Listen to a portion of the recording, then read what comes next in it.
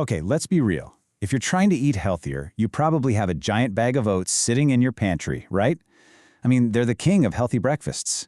But what if I told you there's an ancient, unsung hero out there that might just give your beloved oatmeal a serious run for its money? Well, today, we're going to settle the score in the ultimate grain showdown. Think about it. We put oats in everything. We bake with them, blend them into smoothies, soak them overnight. They seem perfect. But could there be something even better for managing your weight, your blood sugar, and your overall health, just hiding in plain sight at the grocery store? Yep, you heard that right. This isn't just some boring side-by-side comparison. We are talking about a full-on nutritional battle. So, let's get right to it. First things first, let's give credit where it's due. Oats have totally earned their amazing reputation. For millions of us, they are the undisputed champion, the absolute go-to grain. And there's a really good reason for that. They're loaded with good stuff, they're incredibly versatile, and they're super convenient. But what's the real secret sauce to their health halo? Well, it all comes down to one magic ingredient, a special type of soluble fiber called beta-glucan. So how exactly does this beta-glucan stuff work? Well, it literally forms this thick, gel-like substance inside your digestive system. And that gel is what keeps you feeling full for hours, helps grab onto bad cholesterol, and keeps your energy levels nice and stable. It's pretty much the MVP of oats. But just when oats thought they had a complete monopoly on your mornings, an ancient grain is stepping into the ring. You've probably seen it in soups or stews, but trust me, barley is making a huge comeback in the nutrition world.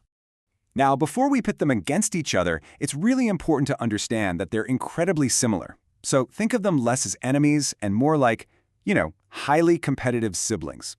They basically share the same nutritional DNA. And that family bond is super clear. They're both packed with that same magical beta-glucan. They're both fantastic for your heart. And they're both amazing for weight management because they keep you feeling satisfied and help crush those mid-morning cravings. So on paper, it looks like a dead heat. All right, we know the contenders. Now it's time for the main event. And this is where the story gets really interesting, because while they're similar, they've got some key differences that could make one a much better choice for you. First up, the all-important battle of the fiber. We know they both have it, but the real question is, who delivers it better? Okay, so here's the deal, and this is super important. The crucial difference isn't just the amount of fiber, it's the location. See, with oats, that beta-glucan is mostly in the outer layer, the bran. But with barley, it's distributed all the way through the entire kernel. This means even the more refined pearl barley still delivers a massive fiber hit. And when you look at the raw numbers, well, the winner is clear. It's not even close. Barley simply packs more total dietary fiber. With that fiber found everywhere in the kernel and a higher overall count, barley takes round one, no question. All right, on to round two, the blood sugar bout. And listen up, because this one is especially important for anyone dealing with pre-diabetes, PCOS, or really anyone who just wants to avoid that afternoon energy crash. To really get this round, we need to quickly talk about the glycemic index, or GI. It's just a simple score. The lower the number, the slower the food breaks down, and the gentler it is on your blood sugar. And when you put them head-to-head, wow, barley has a significantly lower glycemic index than standard rolled oats. This creates a much flatter, more stable blood sugar response, which makes it the superior choice for metabolic health. Barley wins round two hands down. So far, barley is just dominating. But what about protein? I mean, for building muscle and staying full, protein really matters. So who wins the protein punch-out? And here's the plot twist. The reigning champ strikes back. While both are good sources of plant-based protein, oats have a slight but undeniable edge, packing in a few more grams per serving. The crown for round three goes to oats. But wait, there's a little more to the story. The protein in oats, it's called avanalin, is actually unusually high quality for a grain. However, and this is a really big however, neither oats nor barley are complete proteins on their own. They're both missing a key building block, an amino acid called lysine. The good news is, that's a super easy fix.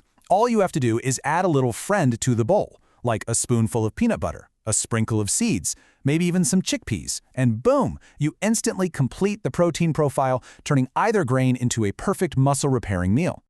Okay, let's recap. Barley's winning on fiber and blood sugar, oats took the protein round. It seems like a great idea to start incorporating both. But hold on, before you run out and buy a truckload of barley, there is one major, crucial catch you absolutely have to know about. And this right here, this is the deal breaker. Barley contains gluten. Period. If you have celiac disease or any form of gluten sensitivity, barley is completely off the table. Now, oats are naturally gluten-free, but if you're highly sensitive, you still need to look for a certified gluten-free label to avoid cross-contamination. Seriously, this part is non-negotiable. So after 3 intense rounds and 1 major health warning, who wins the ultimate grain showdown? The final verdict is, it's a tie, but for very different reasons. Look, oats remain the undisputed champion of convenience, gluten-free friendliness, and that creamy comfort we all love. But barley is the stealth health champion, winning on fiber and blood sugar control with a wonderfully satisfying chewy texture. So the real takeaway here is this. The best diet isn't about choosing just one champion, it's about diversity. By keeping both in your pantry, if you can eat gluten of course, you feed your gut more fiber varieties and you keep your meals interesting. So the real question isn't which one is better, it's which champion fits your goals best.